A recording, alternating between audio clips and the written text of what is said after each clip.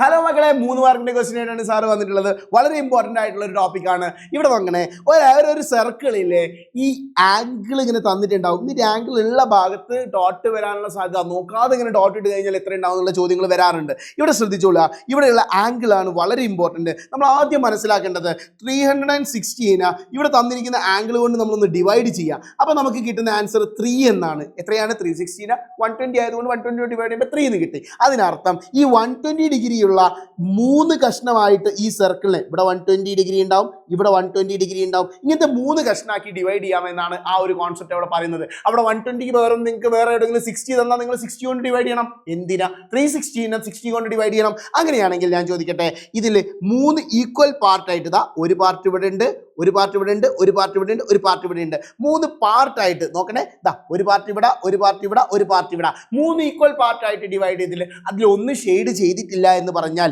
എന്തായിരിക്കും ഷെയ്ഡ് ചെയ്യാത്തതിന്റെ probability? The probability of അൺഷെയ്ഡഡിന്റെ ആൻസർ എന്തായിരിക്കും? 1/3.